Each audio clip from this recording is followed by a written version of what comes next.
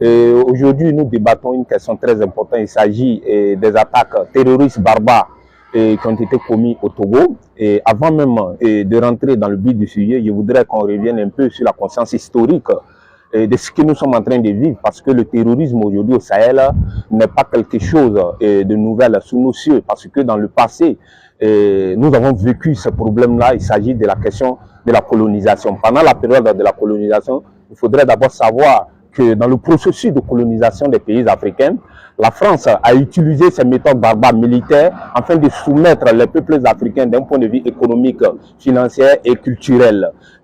Pour réellement maîtriser tout cela, il faudra se poser la question sur cela même que la France a utilisé pour soumettre les peuples africains. Il s'agit de colonisateurs qui étaient d'abord des militaires. On cite entre autres Bengier, on peut citer entre autres le lieutenant-colonel, les deux lieutenants-colonels Voulet et Chanon.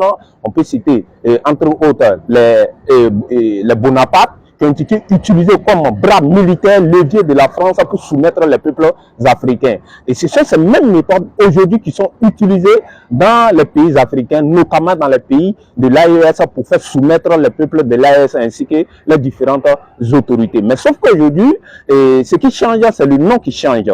Nous passons automatiquement du terrorisme. Sinon, ce sont les mêmes méthodes. Quand vous prenez pendant la période de l'esclavage, de la colonisation, vous verrez que la révolution bois de 1915-1916, la France a utilisé ces mêmes méthodes, brûler les greniers, brûler les villages et chasser les peuples endogènes vers d'autres territoires afin de réinstaller d'autres peuples qui sont à la faveur de leur cause. Et ce sont ces mêmes méthodes aujourd'hui qui sont utilisées dans nos différents pays. Mais pourquoi la France utilise cela? Nonobstant, pour maîtriser cela, vous verrez que la France utilise tout cela tout simplement parce que la France se trouve dans des difficultés économiques. L'agence des statistiques économiques du nom de Ecofin disait en 2022 que la dette extérieure de la France était estimée à 30 000 milliards d'euros.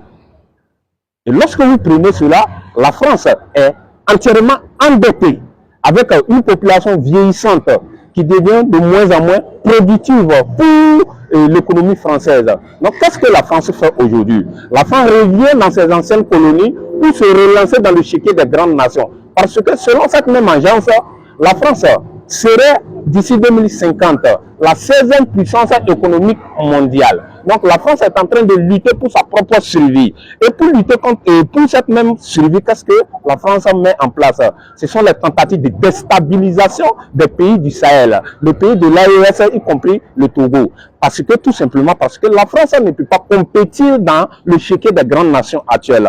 Tout simplement, nous avons des grandes puissances qui arrivent, telles que la Chine, qui propose des politiques de financement des pays africains à hauteur de 2% de prêts, avec des politiques d'infrastructure. On prend, à titre d'exemple, la Russie aussi qui vient proposer des politiques de sécurité et gagnant-gagnant entre les différentes nations. On prend l'Inde qui propose des politiques d'agriculture gagnant-gagnant entre ces deux pays. Or, lorsque vous prenez les pays européens dans la généralité, la France en particulier, ces pays n'imposent que leur volonté à nos dirigeants à travers un système démocratique, à travers un système de liberté d'expression et enfin à travers un système d'homosexualité qui veut nous imposer afin de pouvoir maintenir nos pays dans leur joug.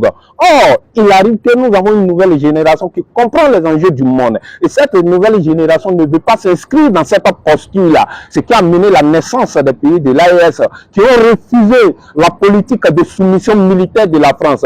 Donc aujourd'hui, la France étant chassée de ces pays-là, la France veut revenir. Et pour revenir, qu'est-ce qu'il faut faire? Il faut utiliser certains pays frontaliers pour pouvoir instaurer leur volonté politique militaire. Raison pourquoi aujourd'hui le Togo est attaqué, tout simplement parce que la France est en train de mettre en place une politique d'encerclement des pays de l'AES. Nous avons vu en Côte d'Ivoire, il y aura une base militaire américaine qui sera installée à Oudénié, qui est à moins de 200 km du Mali et du Burkina Faso. Donc, s'il arrivait que le Togo acceptait d'installer une base militaire au niveau de la zone frontalière, cela allait être bénéfique pour la politique de recolonisation de la France au niveau des pays de l'AES. Maintenant, il arrive que le dirigeant togolais refuse cela. Donc, qu'est-ce qu'il faut faire? Il faut perpétrer les attaques terroristes, pour contrer ce dernier à accepter la France comme étant une nation salvatrice qui viendra sauver le Togo. Raison pourquoi les attaques sont en train de se multiplier dans cette zone-là pour mettre la pression sur ce dirigeant-là, afin de se soumettre à la logique politique française.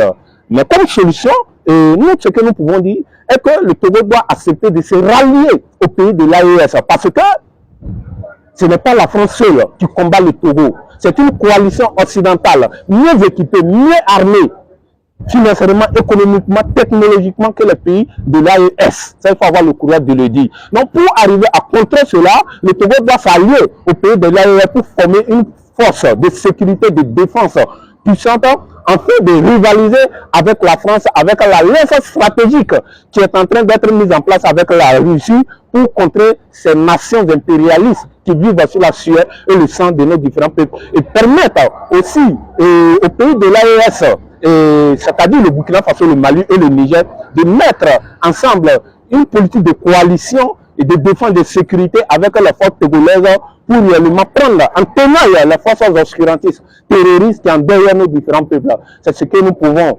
dire avec ces pays-là pour le bien-être des peuples, des nations africaines et ainsi que des peuples de l'AES. Je vous remercie.